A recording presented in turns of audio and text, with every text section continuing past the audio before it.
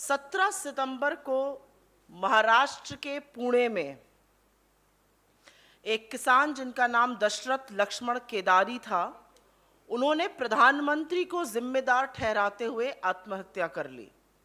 उन्होंने अपने suicide note में लिखा कि मोदी साहब, आप बस अपने बारे में सोचते हैं, हमारे पास पैसे नहीं हैं, साहूकार इंतजार करने को तैयार नहीं है, हम क्या करें। आज मैं आपकी निष्क्रियता के चलते आत्महत्या करने को मजबूर हूं। हमें फसलों की कीमत दें, यह हमारा अधिकार है। और ऐसा लिखने और कहने के बाद केदारी जी ने अपनी जान ले ली। उन्होंने साफ तौर से मोदी जी को, उनकी सरकार की नीतियों को जिम्मेदार ठहराया है, महाराष्ट्र सरकार को जिम्मेदार ठहराया है, एमएसपी से लेकर जो रिकवरी एजेंटों की जुड़ी प्रताड़ना है उसको भी साझा किया है।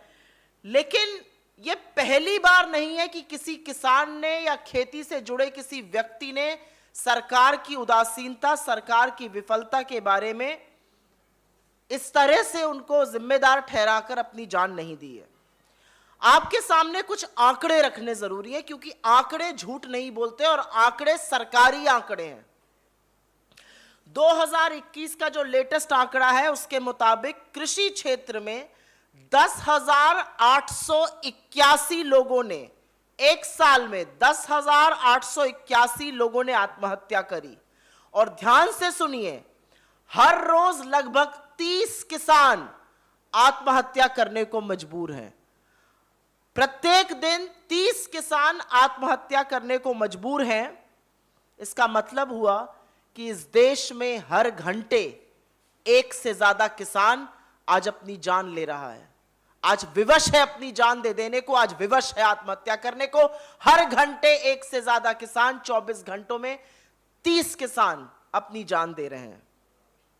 और एनसीआरबी के ही इन आंकड़ों के मुताबिक 2014 से जब से मोदी सरकार आई है 2021 तक जो न्यूनतम आंकड़े हैं, 53,000 लोगों से ज्यादा किसानों ने आत्महत्या करी है पिछले 7 सालों में।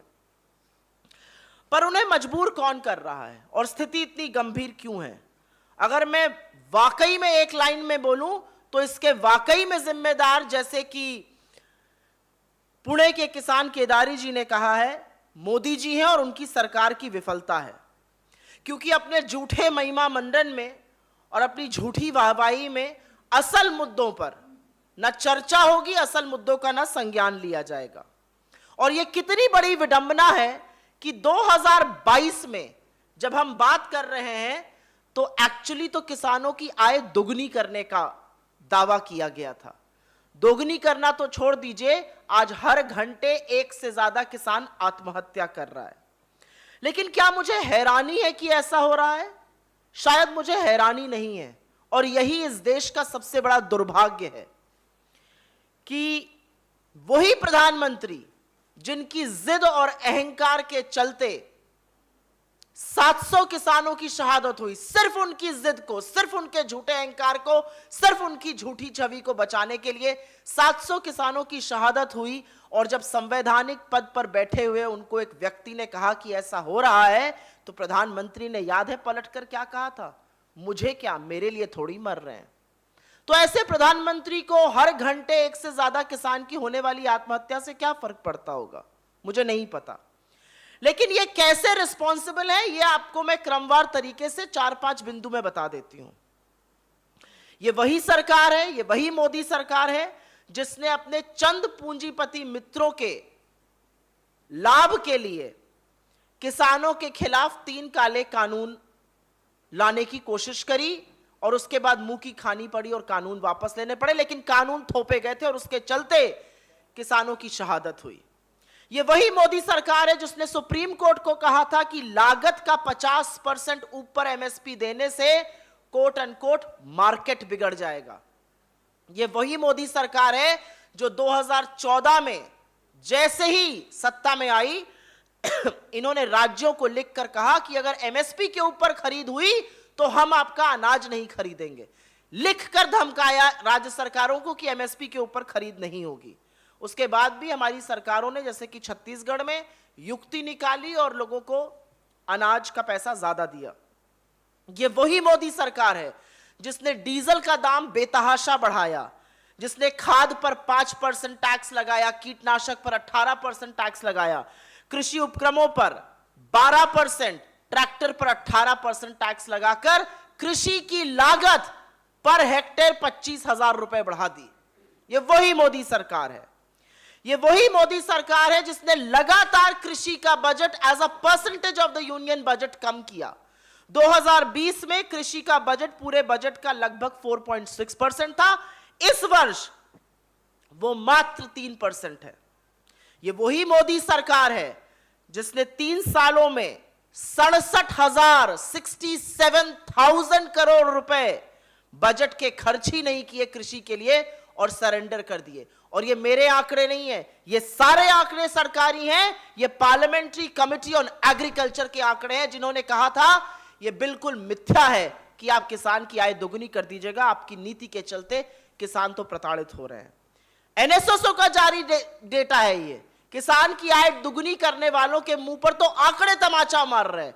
आय होनी थी दुगुनी, 27 रुपए प्रतिदिन किसान कमा रहा है आज, और हर किसान के ऊपर 74,000 रुपए कर्जा है औसतन। अब एक नई युक्ति हो रही है और उसके बारे में भी थोड़ी सी चर्चा हो जाए इससे पहले कि मैं अपना अंतिम वक्तव्य बोलूं। अब सुनने में आ रहा है कि अब पीछे के द्वार से, जब सामने से बात नहीं बनी और काले कृषि कानून वापस लेने पड़े, अब पीछे के द्वार से एंट्री दिलाई जाएगी। अब खरीद में निजी क्षेत्र को लाया जाएगा। अभी तक खरीद एफसीआई जो कि केंद्र शासित है वो करती थी और राज्य सरकारें करती थी। अब अनाज की खरीद, प्रोक्योरमेंट निजी हाथों के द्वारा होगा। तो मेरा अपना मानना है कि किसानों को ये झुंझुना जो देती है सरकार 6,000 रुपए का प्रति क्वार्टर, ये देना, ये बात करनी बंद कर दें। क्योंकि आपने 12 लाख करोड़ रुपए अपने पूंजीपति मित्रों का वापस किया, लेकिन किसान अगर कर्जे में डूबकर आत्महत्या कर रहा है तो आप ना उसका संज्ञान लेंगे ना उस पर चर्चा करेंगे। और अंत में एक बात बोलना जरूरी है।